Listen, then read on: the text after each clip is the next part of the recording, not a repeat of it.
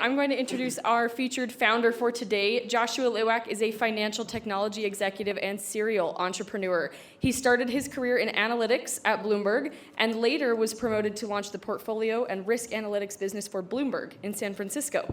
He sold the first enterprise portfolio and risk analytics product globally, which is now a large business unit for Bloomberg. After spending some time at BlackRock as a director in their financial technology unit, Josh left to embark on a trip around the world with his wife, visiting 20 countries on 6 different continents. In 2020, he founded Paragon Data Labs, a compliance technology software company with 2 engineers he worked with at BlackRock. Paragon was startup to exit in 3 years and sold to a publicly traded firm, Intap, in May 2023. Last year, he moved to the mountains of Park City with his wife and reached his goal of skiing 85 days in the past winter. We're excited to get to know more about him.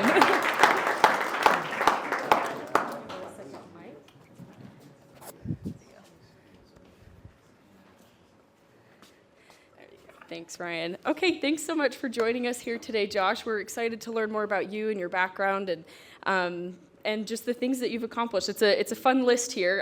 I think we'll get to the skiing part later. So let's start first with kind of how you got started into entrepreneurship. So you worked at Bloomberg and BlackRock, and just give us a little bit of your background in your own words. Yeah, definitely. So just before we get into my background, I just want to give a huge shout out to our boy over here, because I think this was actually the pre to this was some of the best product demo info that you can get. I have not seen technical leaders like yourself be able to present like that with such a cohesive thing, so I just want to give you a shout out. Let's give it up for Bruce. Really valuable information, and I super impressed, so just want to show love there. In terms of my entrepreneurial journey, I started in the corporate world. And to be honest, I didn't really even know that I wanted to be an entrepreneur. As we were talking about earlier, I think a lot of my experience in the corporate world led me to being an entrepreneur. While I was at Bloomberg, I really saw how a data and analytics business operates at scale.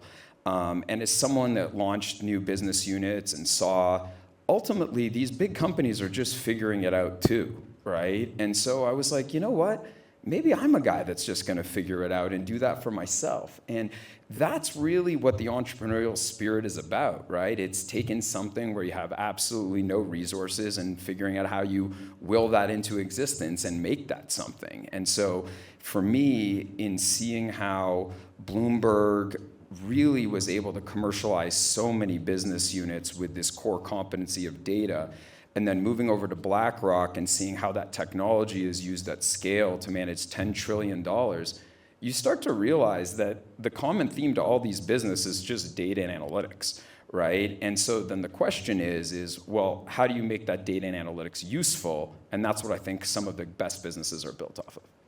I love that. So it was finding a kind of a problem that you could just figure out, and then data analytics is very broad. So why don't you tell us a little more what Paragon did and kind of what that niche market was? Yeah, that's a great one. So I founded Paragon Data Labs with 2 engineers that I worked with at BlackRock. And the thesis for Paragon when we started was just, while we were at BlackRock, we were just blown away at how absolutely awful the compliance technology was.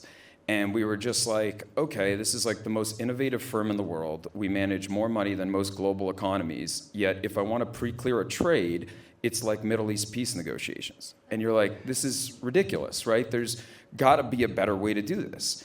And so, we got together and we were just like, okay, so like what's really involved in these compliance systems? Okay, 1, you got to hook up to broker systems. 2, you got to figure out pre-clearing personal trades. And you start realizing that it's all just a bunch of data that's going back and forth. And so what we set out to do was really build a system that compliance officers could build their secret sauce into. And while I was at Bloomberg, I saw this really at scale. When I launched the portfolio and risk analytics business, my job was to travel to all of these different places across the country and work with portfolio managers and analysts all over the planet. And I started realizing that really each one of them wasn't using our technology and saying, wow, we're using our technology. It's, we have our secret sauce. This is how we manage our portfolios, and we do that on Bloomberg. And I thought that was a really powerful thing. So I was like, when we started Paragon, we were like, how do we get compliance officers to build their secret sauce into our technology? And what we realized was all they wanted to do was just have a system together that was secure, easy to use, and made compliance easy. And with the advent of modern technology and engineers that are a lot smarter than me, we were able to do so. That's great. And you said that you founded Paragon with 2 co-founders that you knew from BlackRock. How did you assemble this team? How did you pick your co-founders? Yeah, that's a super, super important question, and I think one of the most important things to talk about in any founder's journey. So with Paragon, it was very common at BlackRock that everybody would complain about the compliance technology. Like everybody, needed to make trades, they needed to manage their retirement, whatever they needed to do. And it was kind of just like you'd be at the water cooler and you'd be like, hey, like how long did it take you to get your clearance, right? And like it just became this like laughable thing. It was like everyone knew it was such a problem. And so when Lital and I were on the trip around the world, I just started kind of thinking about this problem of like, well, I'm not trading anymore, but I still hate this system. Like, why is it still in my head that I like really despise this system? And so, I was talking to like 2 engineers that, I ended up starting Paragon with. And at the time, like we weren't necessarily thinking about culture. We weren't thinking about like what the future looked like. We were just really thinking about the problem that we had at hand. But there was this one exercise that a mentor of mine gave me that I think was one of the single most important things that we did on our founder journey. And it's called the Blueprint of We. Does anybody in the room know what the Blueprint of We is by any chance? Okay. If you take nothing else from this session today, please just write down 3 words, Blueprint of We. Don't even remember my name. It's totally cool. Blueprint of We is what you want to know. So what the Blueprint of We is, and as this mentor said to me, he was a exited founder and very close to me. He said, most businesses die of suicide, not homicide. And I was like, what does that mean? He's like, well, you're thinking about all the risk associated with your business and what can make you go out of business. But really, the thing that really makes businesses go out of business is internal conflict and not having proper conflict resolution. And so when you're starting a company, one of the most important things that you can do, in my opinion, is align with your co-founders on what type of company are we trying to build here? So a lot of the times co-founders are all passionate about, let's say, like the problem they're solving or how they're going to solve it or things like that. But those are kind of first order things, right? As you start getting deeper into the founder journey, what you realize is the way that you collaborate as a team is more important than the problem that you're actually solving. And so what the Blueprint of We is it's right at the onset of your journey. You're talking about, hey, what are our conflict resolution strategies? If someone's upset, how do we address that? If someone, feels like there's something important, what's the forum for them to do it? If we disagree on something, how do we make decisions, right? These things seem like small things, but I'll tell you, as you get deeper and deeper and deeper into the founder journey, the problems get harder. They don't get easier, right? So it's easy at the beginning to really think about what those things are. And, it's interesting because I've done this exercise with multiple teams that I've worked on now. And it's interesting because people change as the journey grows, but their values really stay the same. It's really hard to change people's values. And so what I look for now in teammates is values rather than skill sets. And I think that if you really prioritize people that have similar values and people that are aligned with you, you're going to long-term build better organizations. But that's just my own opinion. I like that you kind of front load that framework so that once you find yourselves in those situations, you know how you're going to handle it and you're not burning down the building, mad at each other and angry. And exactly, if you do it too late, then, you're already in a conflict, right? True. And as I'm sure, everyone here knows, right, there's like standard conflicts that happen in every organization. Product and engineering always have 2 different views. Sales and marketing always have 2 different views, right? These things should be aligned, right? But this is what I learned in the corporate world, right? Like if Bloomberg and BlackRock, the product and engineering teams can't be on the same page, right? And you're seeing them operate at scale, like, what's to say your startup's going to if you don't set up the right systems, right? And so those things become the DNA of your organization, and the people that join know that they're being plugged into like an infrastructure and a team that really get it. So we've talked a little bit about conflict resolution. Well, what about with like goal setting and vision? How do you align with, a group of 3 co-founders and setting goals for what you want to achieve for the business? Yeah, so I think goal setting is one of the most important things that anybody can do, both in their personal and professional life. For me, I started my career, so I grew up in Canada, and I was part of something that they call in Canada a co-op program, where you work a semester, you go to school, you work a semester, you go to school. And when I was 19, I was part of this KPMG like leadership training thing. Can you believe I thought I wanted to be an accountant at one point in time? Wow, that was a bad idea. I actually won a shirt that said "Caution, Accountant with Personality," and I think that was my signal that it's time to move to the exits.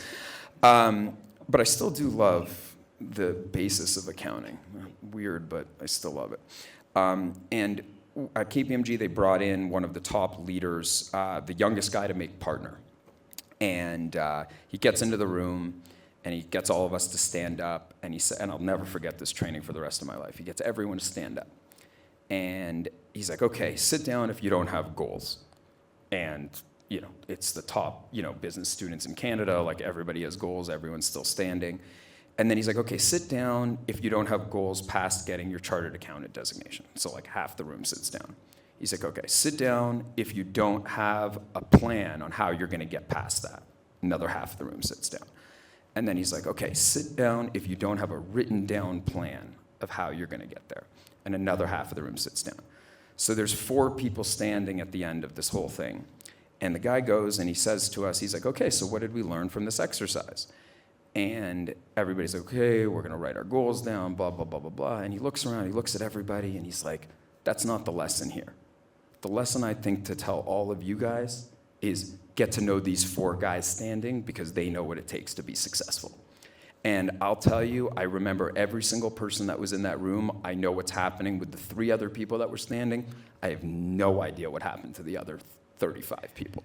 And I think that when you think about what it takes to really make a winning mentality, call your shots, hold yourself accountable, right? It's not rocket science, right? It's just a matter of like really having that good institutional discipline. And I think with any teams you work with, you want to make sure that those people are working for the same goals that you are. And I think that the more you can align at the get-go, like the blueprint of We, you can set better goals, you can accomplish more, you can hit your timelines. But in the absence of that, what are you doing? That's a powerful story. I have that like burned into my mind now too. So thanks for sharing that with us. How has goal setting also affected, what you've accomplished personally as well? Yeah, well, I have to say my wife Lital is here, and thank you, Darren. So, I'm a firm believer in the fact that your spouse is your number 1 collaborator. And I know different people have different views on that, so I'm not trying to push that on anyone. But 14 years ago, when Lital and I got together, I was really big on goal setting, and she thought that I was absolutely crazy. And I was, like, let's be honest, right? And what happened over the years was, I got Lital doing goal setting for herself, and then I would do goal setting for myself. And what I would realize as we went deeper on this journey is that ultimately, if your spouse is your primary collaborator, you really need to be setting couple goals together, because one person can think they're doing one thing, another person can be thinking they're doing the other, but it's ultimately bringing those together that really makes like the magic happen. And I'll tell you, 14 years later, I don't even set personal goals anymore. Like Lital and I set goals together, we hold ourselves accountable together. My success is her success is my success. And especially as I started to embark on the entrepreneurial journey, there's a serious toll that comes on spouses from doing so. And I don't think we as entrepreneurs talk about that enough. I don't think we understand the impact to our families of the dedication of what we're doing. And I think that the goal setting exercise is a great way to align of well, why are we putting ourselves through this, right? Like, what are we trying to do? What is the inspiration? What are we really trying to get out of this? And I'll tell you, like, more than anything in selling the business last year, it was coming back to Lital being like, we did it. We did it, and that's a good feeling when you're working towards the same goal and you kind of see what that looks like. How do you, for those who maybe aren't bringing their family, their spouse, their whoever on this journey with them, how do you suggest that they might implement this in their own lives to kind of get that family buy-in and that support at home? Yeah, so I think on that note, it's kind of a ready or not, here we come type of thing, where you can avoid discussing it with your family as much as you want, but if you're, nothing I've ever done has been easy. Like I grew up, a lower middle income family. We had to scrap for kind of everything that we had. And I think that, anything requires hard work. But I think that like blind hard work is kind of just like not worth it. You got to really like call your shots to make it worth it.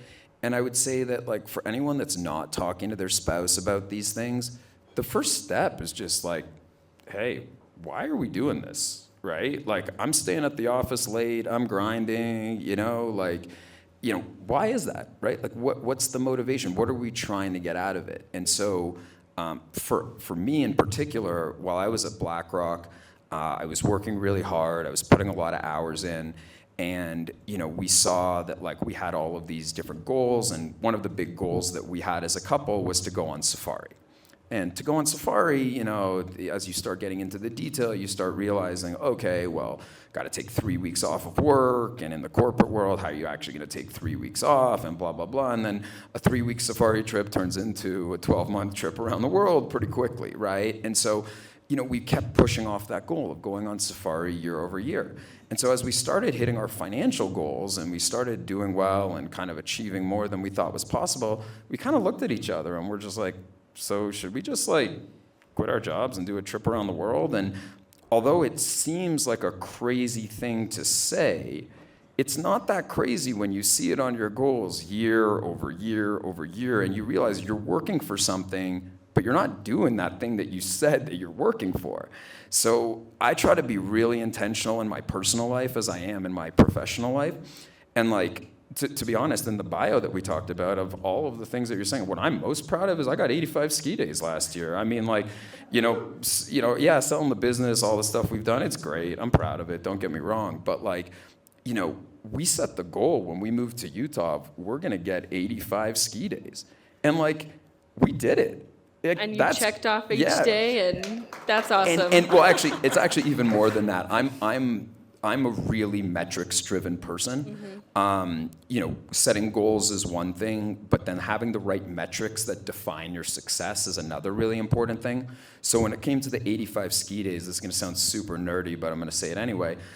We actually have an Excel spreadsheet where we track all of our days, but I actually don't like the data that Epic Pass and Icon give you. I actually track my own data. So I have 5 metrics that define what I think makes a good ski day. And so every one of the days that we have, we define what we thought of the 5 different metrics that we have, and we have like a weighted average to determine like what are the best days. There you go. Well, if anyone's looking for a goal-setting template, come talk to Josh. Okay, so let's kind of dive back into Paragon. And I think a lot of the reasons you're able to do those fun things is because of the success you had in building an awesome company. So Paragon Data Labs was startup to exit in 3 years. Talk to us about how you were able to scale so quickly. Yeah, so I would say I think the number one thing I learned in starting a company is that the best founders are really the best storytellers. And it's not one of the things that you really think about in terms of like, oh, I'm starting a company, I got to be a great storyteller. But I'm trying to change that. I think that, and I think we got a really amazing product demo pitch here earlier, but like really what makes a good product demo, makes a good pitch, makes a good anything, which is it's a story, right? It's got heroes, it's got villains, it's got suspense, it's got all the different variables that get someone to be interested in it. And I think that one of the things I learned was I used to be so obsessed with trying to be the smartest guy in the room. And what I learned is that it's not actually important to be the smartest guy in the room. It's important to bring people along the journey with you, and that's what storytellers do.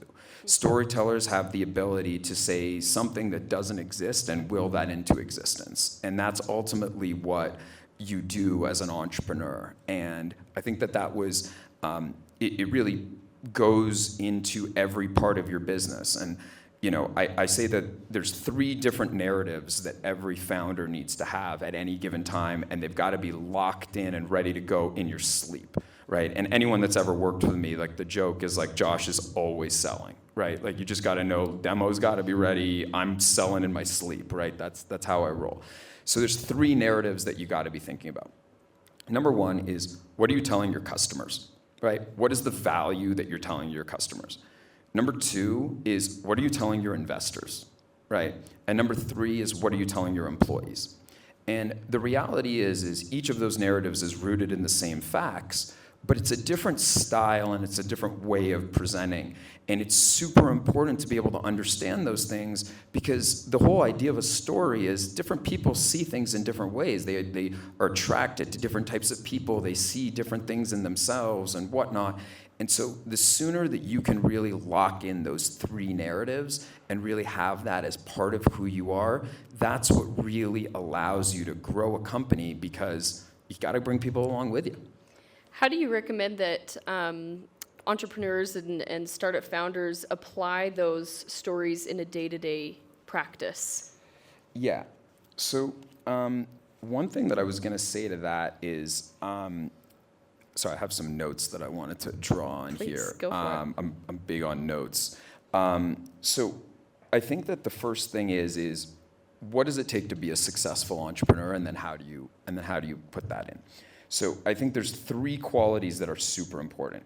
You got to be super gritty, you got to have a real self-belief, and you got to have the humility to attract an amazing team. And if you're trying to implement any of these things into your life as an entrepreneur, think about how they all kind of relate to each other. So from a grittiness perspective, you got to push hard, and sometimes that's difficult against being, having humility or having self-belief and humility, right? Like sometimes, and really the first step is really understanding who you are and understanding what your business is doing, and think about, what does the business need me to do? And then how do I make sure that my personal brand is authentic to that? Okay, personal brand. I like that. So that's different than telling a narrative of the company. How do you think your personal brand and the company narrative complement each other, or don't? What's your take on the matter? Yeah, you'd be surprised at how many entrepreneurs have a personal brand that is not congruent with the brand of their company. And I get a lot of pitches regularly, and I find it so funny when someone tries to pitch a company that they're not passionate about, right? It's just so obvious, right? And I think that one of the big things I would say to any aspiring entrepreneur is find a problem that you're passionate about, right? Like it's got to be authentic to your personal brand. In Paragon, we were super passionate about the fact that compliance didn't need to be that awful, right? And it was interesting because when we started, a lot of our early investors were early BlackRock people, and they knew the problem too, and they would be attracted to that same thing.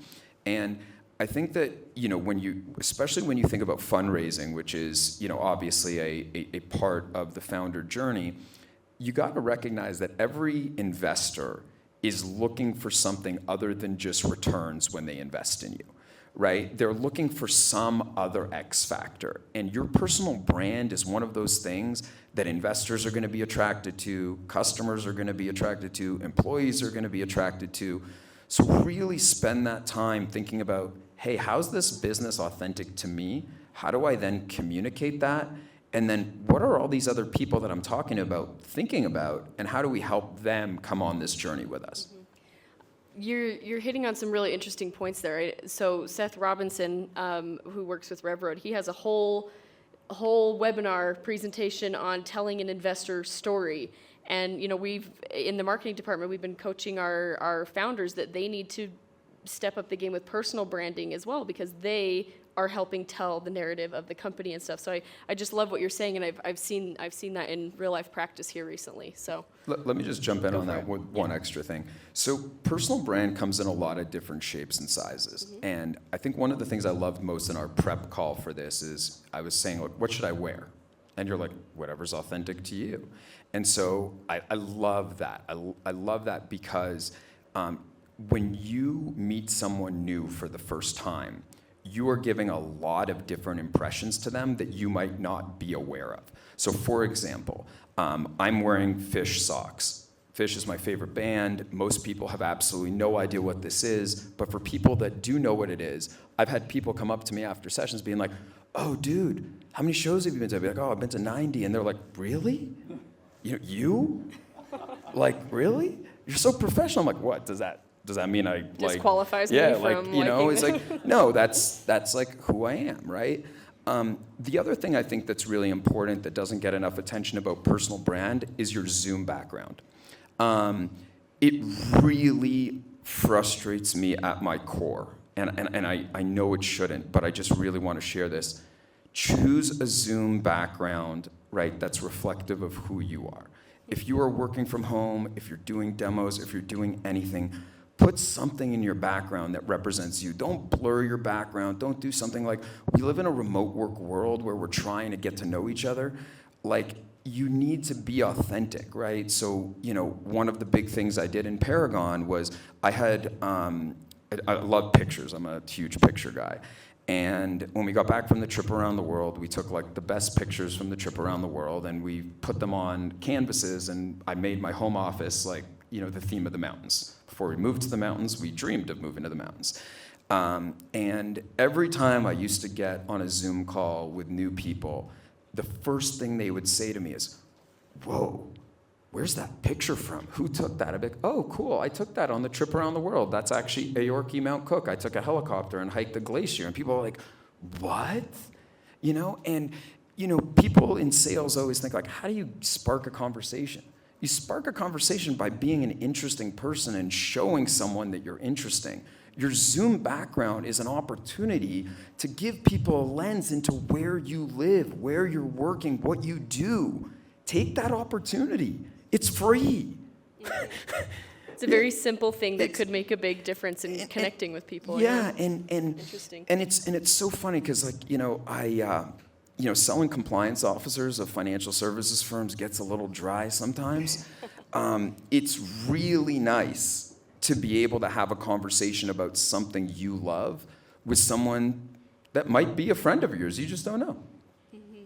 Thanks for sharing that. That's a very tangible takeaway from this. I like that. So kind of going back again to just the growth that you guys experienced in the personal branding and the brand narrative. Besides that, 3 years is very impressive. Startup to multi-million-dollar exit with Paragon.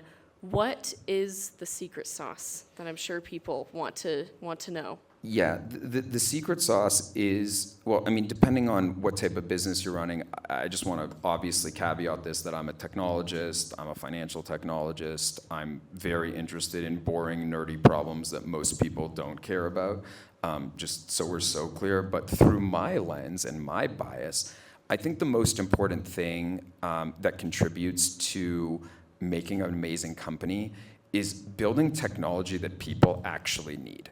Right? I can't tell you how often people come to me about, yo, I got this great idea. And I'm like, great, who needs it? Right? And they're like, well, this guy needs it, that person needs it, she needs it, they need it. I'm like, great, how much are they willing to pay for it? Do they think they need it? Right, do they think they need it? How big is the problem, right? And so what you're doing as a startup, like I saw this really cool clip from Mark Andreessen recently, and he was saying that like startups are kind of like an onion. Right? So like as you grow, you're peeling off risk, right? So you have all these different risks at like the beginning of a company. Like what are they? What is this business? All these different things. And each time you get a little further, you peel it off and then you're minimizing risk, right?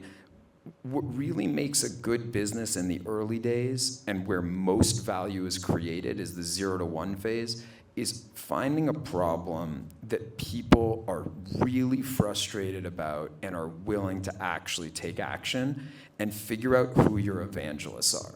So for me in particular, I am a really big fan of selling through other people, right? Especially as an early stage business, no one's gonna listen to you. Even your best friend isn't gonna listen to you when you're saying that you're gonna change the world, right?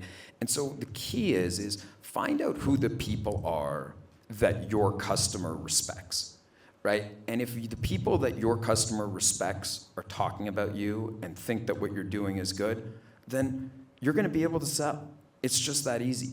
So get an idea of who your customer is, understand how much they're willing to pay for it, understand how big the problem really is, and then figure out what's the way to go to market that actually brings these people on the journey with you and allows them to feel like they're part of the journey.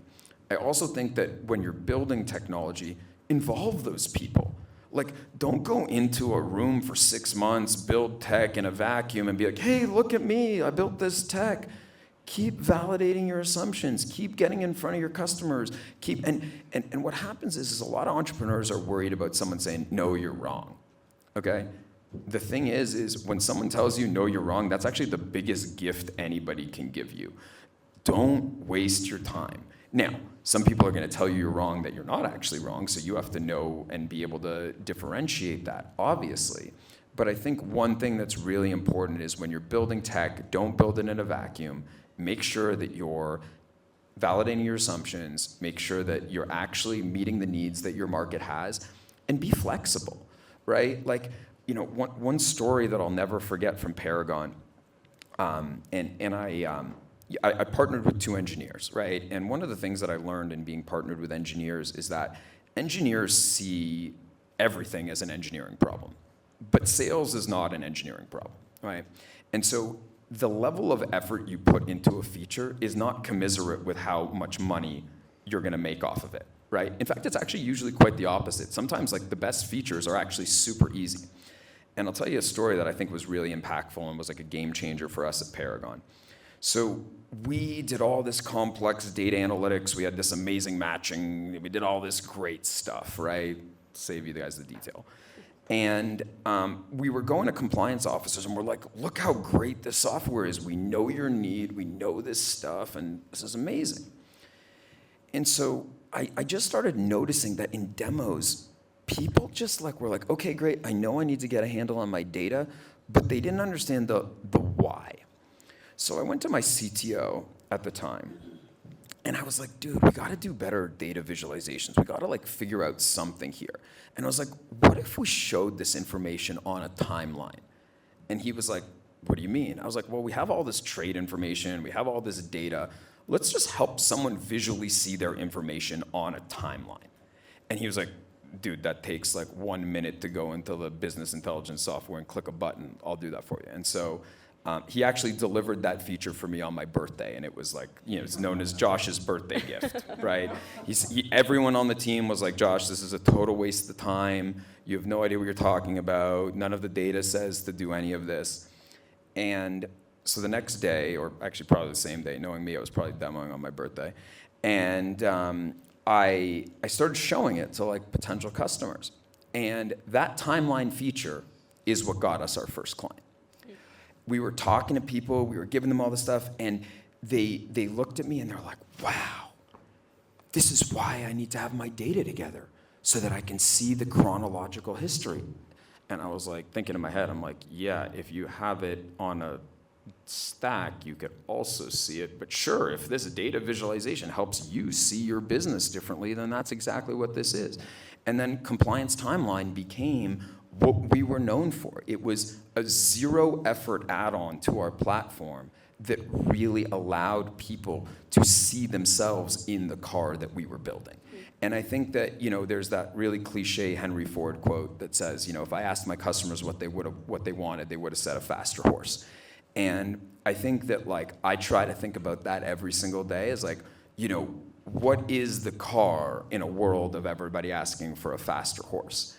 And I think the punchline is there's going to be amazing businesses built in the future, you know, with AI, with other solutions that are just helping people see their information in different ways. And that's like the importance of design and things like that. But I digress.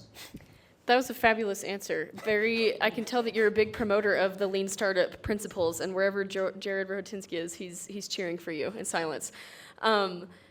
Okay, I love that answer. It was also a very different answer than what I thought you were going to tell me, based on our previous conversation. Something that we had talked about was the importance of founder-led sales as well. So let's take a journey down that path as well. Perfect. There we go. Like any startup, a lot of ways to get to the end, right? So I think that the founder-led sales and the storytelling are really hand in hand, right? People that buy early stage company products are buying the founder just as much as they're buying the product. And I think it's really important as founders for us to really understand that. And I see a lot of founders that I work with and mentor that are like, oh, I'm going to build this amazing product, but somebody else is going to sell it. And I really struggle with that because for me, I really firmly believe that the founder really needs to be the best salesperson within the org. And the reason is those three narratives that we're talking about are all just different sales processes. You got to sell employees on why they're going to work for you. You got to sell investors on why to invest in you. You got to sell your customers on why to buy your product. And so I think founder-led sales is so important. And I think especially here in Utah, we've got such great knowledge in terms of the sales process. I'm always so impressed. I mean, like even our CTOs are like crushing the sales process over here, right? And I think that I'm just gonna keep bringing it up, man. It really impressed me. I gotta say, I loved it, really. I gotta There'll give be you a a shout Bruce out. fan club Seriously, after I'm a this huge event. fan, man. I gotta tell you, I really. And I think that we have we have an institutional knowledge here in Utah on how to sell, right? And I think that let's embrace that, right? Let's change the culture that selling isn't icky. Selling is the greatest art form. And I really try to encourage all the different people that I work with to really embrace that, because when you really are proud of what you're building and you sell it, there really is nothing that energizes all three of your narratives more than that. If there are any founders listening to this that don't feel very comfortable in their sales abilities and tactics and things like that, what advice might you have to give to them? Good question. Work on it. Put in the work. I think anything meaningful in life comes through hard work. I really do think that storytelling is a teachable skill. I guest lecture at the U, and I mentor a bunch of startups there, and it's something that I work with a lot of my mentees on, and it's not something that comes natural to everyone. It's definitely a taught skill. I think for me, what was a real eye-opener for me was when I was at Bloomberg, I used to be obsessed with knowing every detail of the product. I was such a product guy. I really wanted to know every feature because we had such an amazing product, and it really revolutionized the world. And I did the analytics thing for a while, and someone tapped me on the shoulder, and it was like, dude, you could sell and make so much more money than doing this analytics stuff, man. You should try it. I'm like, nah, sales is gross. It's not my thing, whatever. And I was like, okay, what can I do to make sales good? And so at the ripe age of 23, I made a big pitch to Bloomberg senior management that they needed to grow in Canada. I was like, the thesis for me was hey, I worked in this market. There was nowhere near enough Bloomberg penetration. I know this market. I could sell to these people. These are my people. I know it. And these Americans have no idea how to sell to Canadians, right? I actually taught a class on how to sell to Canadians to Americans, by the way, but that's besides the point. Punchline, don't ask them where they went to college. But in Canada, we call it university. Anyway, so who would have thought sending Canadians to Canada was a good idea? We absolutely crushed it. It became one of the largest growth markets for Canada. And I was like, wow, I'm a sales guy. right? Like, and I wasn't even talking about the product most of the time. I was going to people and they were like, okay, yeah, I like Bloomberg, great. Like, but really, like, it's more exciting that there's a Canadian kid coming and selling this to me. Like, I'm so happy, right? And so I started kind of embracing this idea of being this like technical salesperson. The other thing that I realized too was that I did my CFA designation, which is the Chartered Financial Analyst for anyone that's not aware of what it is. And at the time, people were coming to me and they were like, Josh, you work in tech, like why would you get your CFA? And I was like, you guys don't get it. Like this whole industry is gonna be technology in 5 years from now. Like I wanna be the best salesperson in this industry. I gotta know what these people are learning to be able to sell them the technology that we're building. And so it was interesting because when we launched the portfolio and risk analytics business, it was a really, really technical business, right? Like we're literally selling attribution analytics, risk analytics. It's stuff that a lot of people don't understand. I mean, even the portfolio managers, to be honest with you, don't, but they pretend like they do. And so what I realized is if you want to be a good salesperson, you actually have to be super intelligent to sell these technical products. And then I found myself in this niche of like, wow, data, analytics, you know, that whole thing. It's like, hey, this is like a new skill set that like people don't realize they need yet. And I became a salesperson out of necessity. And now it's my favorite thing I do. Why? Because when I see the look on people's faces, when you know that they can't live without your technology, you know that that's two things. One, having a good product, but two, it's giving an exceptional demo. And people buy demos in the early days, they don't necessarily buy the products. And so if you're a good salesperson, it's really one, in my opinion, one of the truest signs of the type of intelligence that I like. Thanks for sharing that. We've talked a lot about strengths and successes and wonderful things that you've accomplished. Let's get a little vulnerable for a second and ask about some failures or mistakes you made along the way and what you learned from those. Yeah, definitely. So I can promise you I've probably made more mistakes than every person in this room combined. You know, I try to lead with vulnerability. I think as a startup founder, I think the more that you can really discuss your vulnerabilities and make sure your team knows what those are, is really important. I think one of the biggest things that I learned very early on is someone came to me and they said, really smart people don't look for jobs. They look for problems that they want to solve. And I tried to embody that, I think, a little bit too early on in my career. And I would just go to like the hardest problems that existed in this business and like try to solve them. And in particular, when we launched the portfolio and risk analytics business at Bloomberg, the product people came to us with this idea of like what they thought it should be. And let's just say it wasn't what the customers wanted.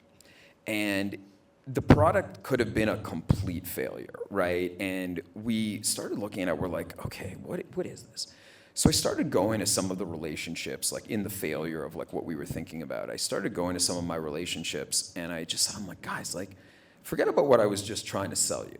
What do you actually need in a portfolio and risk analytics system? And one of the things they said to me was, we want to be able to look at our custom pricing and match it to the index. And I was like, wow, it's so obvious. What if we just charged you a different price for you using your own data? And brought it back to the team, we drafted up a contract, and ultimately that's how a multi-million-dollar business was generated, right? You just, when something doesn't work, acknowledge that it doesn't work. Don't just try to keep banging on it. Think about like, well, what do we got to do to make it work, right? And so, I heard someone say this the other day that like, success is just on the other side of failure. And I think that like, I am someone that has a core belief in that if I make one mistake once, okay, but if you make the same mistake twice, that's really the problem. And so I really try to live by that of like not making the same mistake twice. And I've made a lot of the same mistake twice, just for the record, but I try not to. Okay, thanks for sharing that. I also am, why does this always happen to me towards the end? I was like, had a question ready and then come back to me and I'm blanking on what Are it we was. already at the end? Wow, this has been a Oh, lot of fun. we're getting close. So we'll open up to audience questions in just a minute. Oh, I was going to ask you, what role has mentoring played in your life? I know you are a mentor as well. So did you ever have a mentor, and then kind of talk about the mentoring that you do as well? Yeah, Thanks for so your patience. I am most definitely the person that I am today because of my mentors. And I am very, very fortunate to have, in my opinion, some of the best mentors that exist on the face of the planet.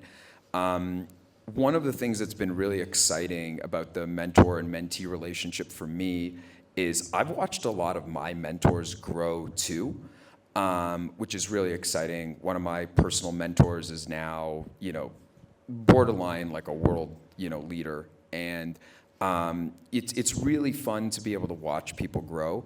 One of the things I learned really early on in life, though, is that your mentors are going to change and they're going to grow as you grow. And you're going to outgrow some of your mentor relationships. For me personally, when I was at Bloomberg and I was trying to figure out, this whole sales thing, I worked for a gentleman that was like the best sales guy ever, right? And he kind of gave me some of like the most important sales advice. And I think about him, like when you ask the sales question, I always think of him. And one of the big ones is when you're giving a demo, some people want to like show every feature. But one of the biggest things he used to say is once the customer says, I'm buying, close the laptop, demo's over, get out of there as fast as possible and send the contract, right? Like you don't need to oversell, right? And he used to have this thing he's called land the plane. And we'd literally be sitting in these demos together and he would literally go like this in the demo, being like, bro, land the plane, land the plane, land the plane, And I always think of that to this day. But what happened over time was as I became more than a salesperson, I outgrew a lot of that mentor relationship. And as I became a founder, I started looking up to other founders. I started looking up to other people in their journey. And one of the things I've learned more recently is you get to a point in your life where there's not one person that you can really look up to and be a mentor. Everything in success is at an opportunity cost of something else. And so what I really try to work on with my mentors that I work with today is let's talk about how you were successful. Let's talk about the things here, but let's talk about like what you gave up to make that happen, right? And I think that now I've kind of have a mentor, on a technical side, a sales side, founder side, and I'm very fortunate that I've got a lot of people in my corner that have been hugely impactful to me, and so that's why I really try to be the best mentor to my mentees. And there was a really bright guy that's a mentor of mine. And as I started mentoring, companies for him, I went to him and I was like, dude, how am I going to know the answers to these questions that these people ask me? And he looked at me around the golf course, and he looked at me, and it was this amazing line. He goes to me, he's like, Josh, they're going to ask questions, and you're just going to know the answer. And I was like, really? And it's funny because when you go through the startup journey, you start to realize that there's a lot of the same patterns that happen, right? Like, I can't tell you how many times a new startup founder goes to me like, should I be a C Corp or an LLC? You should be a C Corp. It's not rocket science, just do it. There's just the same questions over and over. And I know obviously there's different legal things there. This isn't legal advice, yada, yada, yada. But like, you see the same cycles over and over and over again. And someone I really look up to is this guy, Ray Dalio. He's got these principles. And, one of the principles of Ray Dalio is that, once you see enough cycles, everything just becomes another one of those. And I think one of the beauties of mentorship is that you get to learn what another one of those are for other people. And I really try to take those and make sure that I live by them as much as I can. Great. Thank you for sharing that. Before we open it up for audience questions, is there anything else on your mind that you would like to cover today that we haven't yet touched on? Yeah. One thing that I would say, and this is just basic life advice, bring a notepad wherever you go, right? I know that sounds really basic, but I think I work with a lot of mentees and I try to add as much value as I can. And you'll notice any meeting I go to, I always bring a notepad. And the reason is A, it signals to the other person that you're paying attention. B, it allows you to look back and remember things.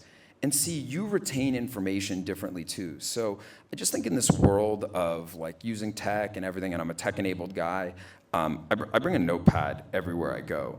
And I'll also just say, this notepad's also a funny story about personal brand, because this notepad was a groomsman gift from my best friend, and he put a little fish on top of my initials because he knew how much I love it, right? And it's like, that's the thing about personal brand, right? When you put it out there and you show people what you love, they can do things that are congruent with your personal brand. And if you don't, then how do people get to know you, right? So bring a notepad. Okay, great. Thank you so much. A few different very tangible takeaways from today. Your Zoom background, your notebook, a few other things as well. Thanks so much, Josh. Okay, we're going to open it up for audience questions for the next couple of minutes. We'll start right here with AJ. Josh, fantastic. This has been so fun to have you here. You've done some incredible things already. And your 30s, maybe? Early 30s? 36. 36. What is next for you? I am launching an AI business, kind of taking everything I learned from the last one and applying it to a problem that I am super passionate about. And I think that for any aspiring founders, AI gets thrown around in a lot of things here, but think about a problem that the world has, and think about how you can make humans beings better, not how can you automate their jobs. Because my belief about AI is that AI is not going to take your job, but someone that's using AI better than you is going to take your job. And so I'm a really big fan, as we talked about social selling and yada, yada, yada, but I'm a really big fan of businesses that are built on making human beings better at being human beings, and that's what I'm focused on. I'm curious if you get involved with philanthropic activities, and as you've exited, is that something that sparks an interest to you? Yeah, I would say I work because I want to give more. Like, to be honest, I've already achieved more success than what was possible at this point. I'm passionate about two specific things. Number one is Israel advocacy and my Jewish identity. I care a lot about that, and it's one of the things I really love about being here in Utah and having such a faith-based culture. I've had the opportunity to share my faith with some folks in the room here, and it's been some of the most meaningful experiences of my lifetime. That's something really important to me. The other thing I care deeply about is financial literacy.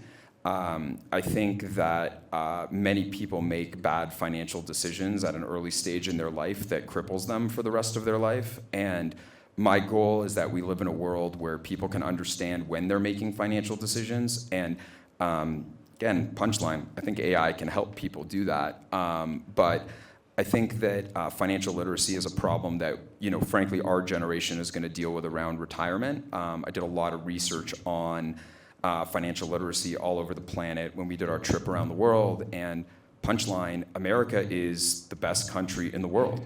I'm an immigrant here, obviously came from Canada, and I will tell you that financial literacy is something that is going to impact a lot of us and is a reason why a lot of people are the way that they are. So really good question. I care deeply about impact. I'm on way too many boards. I'm overextended in every sense of the word in those things, but I continue to want to do more because that's what motivates me.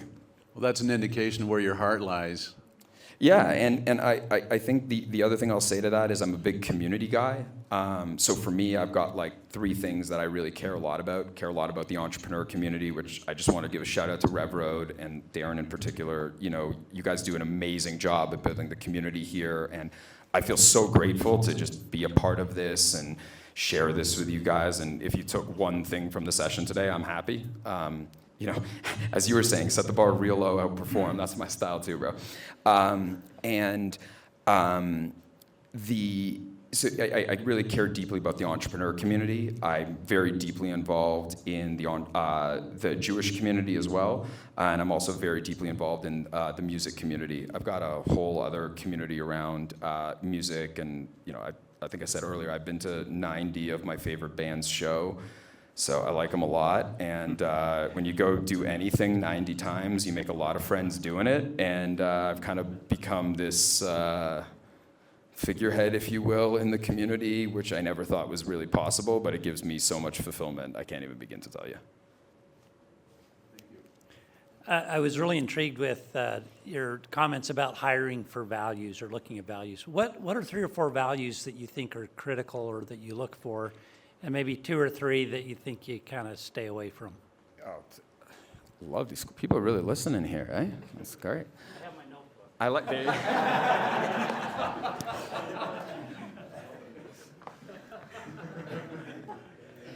Touche. So, we used to have this, we used to have the 2 lines that we used to say at Bloomberg all the time, right? Number 1 is teamworks make the dream work. And number 2 is in God we trust, for everybody else bring data. I think those are 2 things that I really try to look for in terms of values. One is if you want to see how good someone is as an entrepreneur, ask them, what have you done with no resources, right? Don't talk to me about what you've done that's like with all the money in the world. Like, I don't care. We don't have that. That's not how the entrepreneur journey works. Like, show me what you've done scrappy, right? And, I know it's cliche, there's no I in team, but I really do firmly believe that the world is not changed by one person. The world is, the world's changed by teams. And being a big community guy myself, I look for people that want to contribute to teams. And the way I see the world is, what's my role in the team? I think of everything, like I'm a big music guy, so I think of everything as a band, right? So every mentorship conversation I go into, anything I do, I go to the mentee and I say, I'm like, this is your band. I'm just here to make your music sound better. If you need me to play tambourine on the back, I'm down. You need me to help on the bass line, I'm there, right? Like, whatever it is, like, it's their music, and this constant focus on building teams is really what I care about. I also think in startups, one of the things I learned the hard way was when you optimize for skills and not people that are necessarily aligned with values, it doesn't end well, right? And I think that some people think that they're startup people but aren't. They either can't take the risk or can't do whatever it is. They don't want to put in the time. They're thinking about work-life balance, whatever it is, right? And so I think you can tell a lot about a person by how they see their role on a team.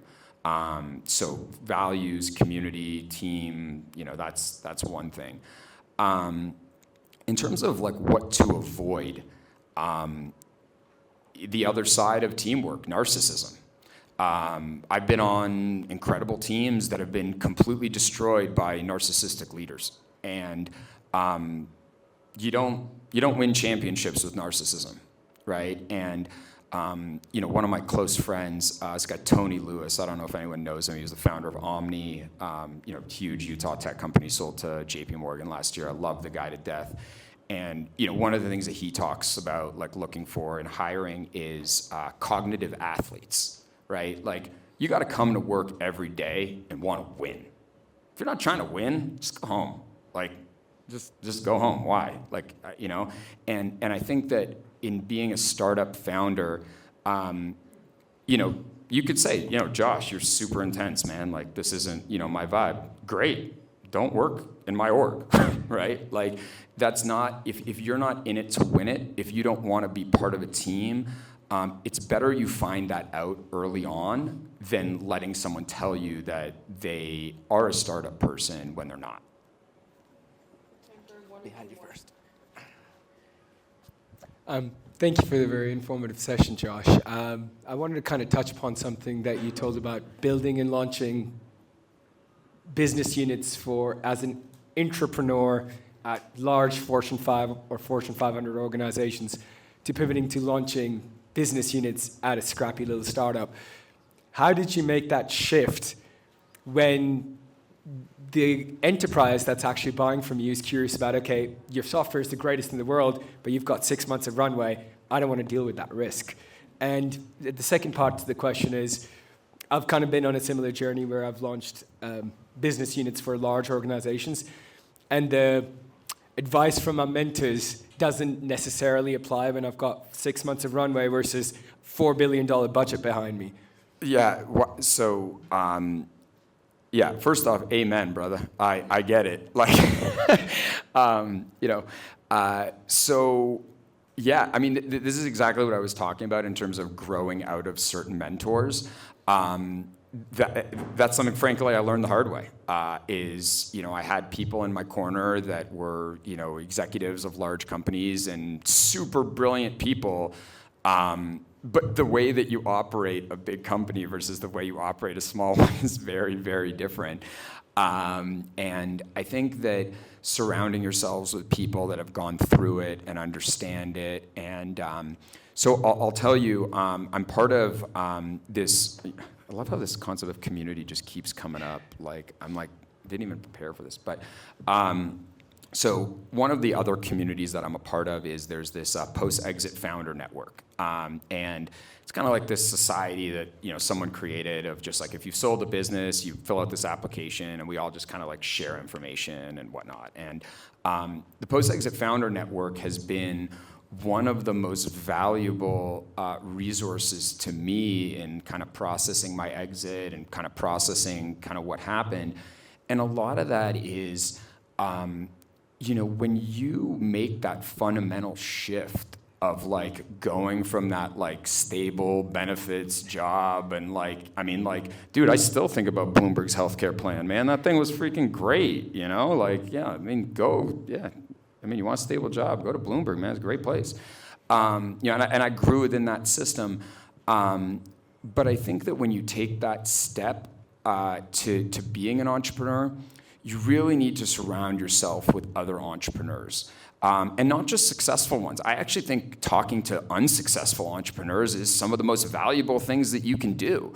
I actually really personally love, and I know this is going to sound super weird, but I love talking to people about their failures and thinking about like, how do we pick them back up and get going, right? Because that's really the biggest gift you can give someone is everybody's there for you when you're on the way up, but nobody's there for you when you're on your way down. And I always try to be there for the person when they're on their way down because that's where I can have the most impact. And I have seen in my short 36 years on this planet, some really capable people just could get completely consumed by the corporate world. And, one of my old mentors, had like a rough break, a bunch of different stuff happened. And he was like, dude, I'm thinking of getting involved in this startup scene. And I started becoming my mentor's mentor. And it was like this role reversal thing. And it was like the weirdest thing that ever happened. And I was actually catching up with him last night. And his business is now on the scale of getting to close to $1 billion. And I think of him in his dark times, and he was really worried about stuff. And now he's taken this brilliance that I knew so well. I mean, I was a benefactor. I mean, I was his mentee, right? And now he's really embraced this startup world. He's taken a lot of these messages that I've given him. So yeah, be there for people on their way down. I guess that's the short story. Do we have time for one more? One more. Okay. Josh, thanks so much for your time. I have a little bit of a selfish question to ask. Here at Rev Road, we just signed a company that is going to be selling a technology solution to financial institutions. So based upon your experience with that, what are some learnings or some key things that you would either focus on or avoid in that sales process? What type of technology is it?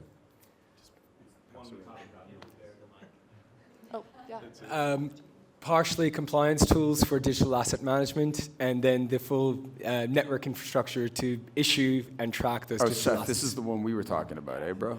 Yeah. Okay, perfect. Yeah, dude, I think you got some great tech, man. I love it. I'm super into it. Thank you. So the the short story is I don't think that there's like a one size fits all for tech sales, right? And I think that especially to financial institutions, it's really important to understand like who the buyer within the financial institution is.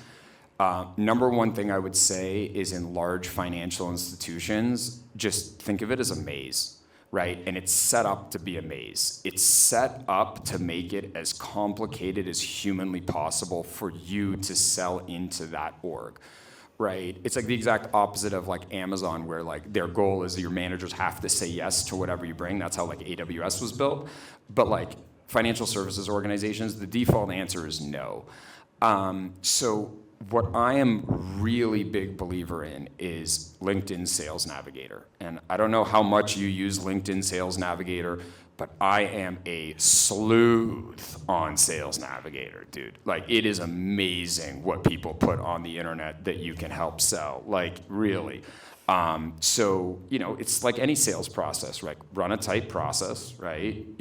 But know who your customer is, know why they're buying, right? And know the difference between advocates and champions. I know this is like a really cliche thing, and I don't know, like I've read like all the sales books, and like, I love that stuff. That's what I do in my free time. I read sales books.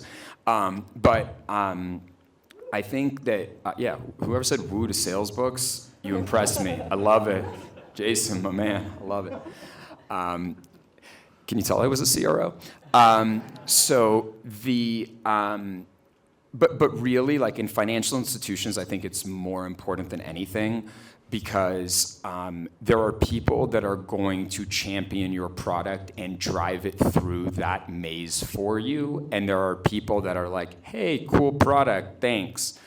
The sooner you can identify who's really going to go to bat for you, spend as much time as you can with this person.